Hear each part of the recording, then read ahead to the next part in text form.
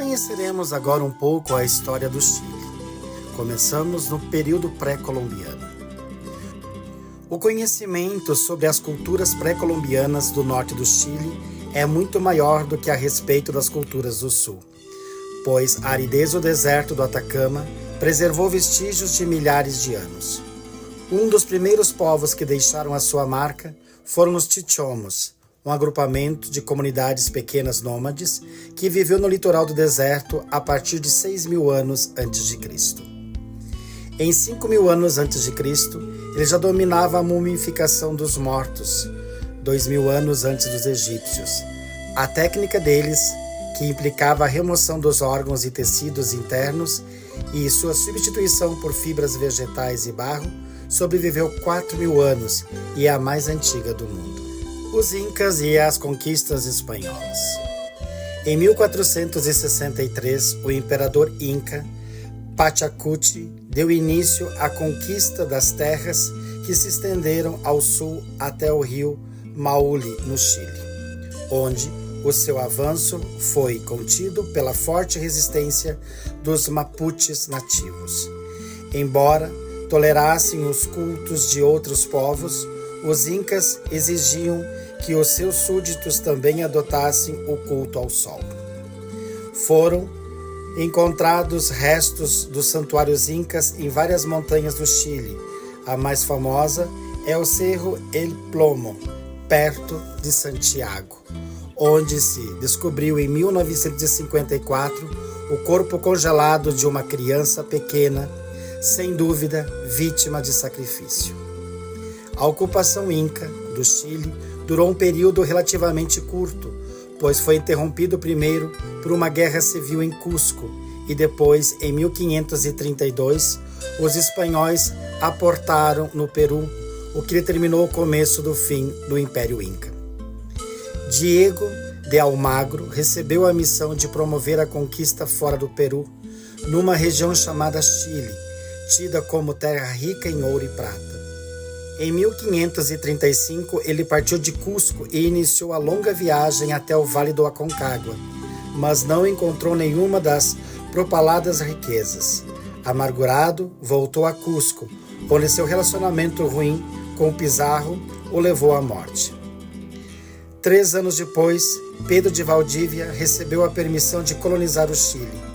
Por causa da inexistência de ouro e dos infortúnios da primeira expedição, o Chile não era lugar atraente e, assim, Valdívia partiu de Cusco com um grupo pequeno em 1540.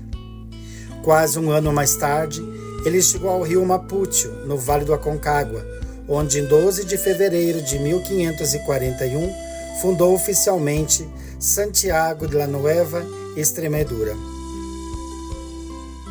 A nova colônia era um acréscimo periférico, isolado e inútil para o Império na Espanha. A necessidade de manter um exército para guardar a fronteira e a inexistência de grande quantidade de metais preciosos faziam o Chile ser deficitário. A população cresceu muito lentamente, não chegando a mais de 5.000 colonos em 1600.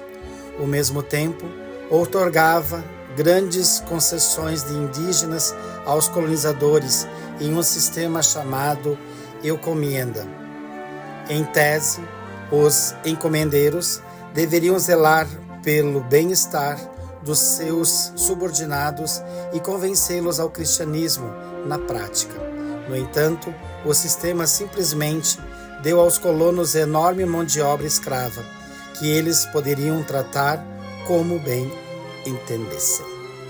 A independência e a Primeira República. O Chile entrou no século XIX com um sentimento crescente de identidade.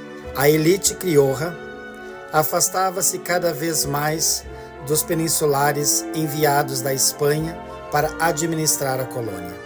A aspiração criolla de desempenhar um papel ativo no governo teve um alento repentino quando Napoleão invadiu a Espanha. No Chile, mais de 400 cidadãos reuniram-se em Santiago em 18 de setembro de 1810 e elegeram uma junta de 6 homens. Com o tempo, tornou-se claro que a minoria dos crioulos almejava autonomia, bem maior para a colônia. Esse desejo ganhou ímpeto em 1811, quando José Miguel Carreira nomeou-se chefe de uma junta ainda mais radical, a qual criou a bandeira chilena e elaborou uma constituição provisória, que declarou ilegítima todas as diretrizes impostas de fora do Chile. O vice-rei, alarmado com essas medidas subversivas, enviou tropas a Chiloé e Valdívia para preparar um ataque a Santiago. Em reação, Carreira partiu para o confronto e a guerra foi realmente declarada. Quando o comando militar de Carreira não produziu o efeito esperado, ele foi substituído por Bernardo O'Higgins, que se mostrou muito mais inclinado a manter as forças realistas e distância. Em outubro de 1813, as tropas realistas começaram a avançar sobre Santiago. O'Higgins organizou uma defesa desesperada e heróica em Rancagua, mas os patriotas foram esmagados. O desastre de Rancagua, como é conhecido, marcou o fim da Pátria Vieja, nome dado à incipiente nação independente, e seus líderes fugiram através dos Andes para Mendoza, na Argentina, quando as tropas realistas entraram triunfantes em Santiago. Nesse interim, José de São Martín, general argentino, criava em Mendoza um plano de emancipação na América do Sul.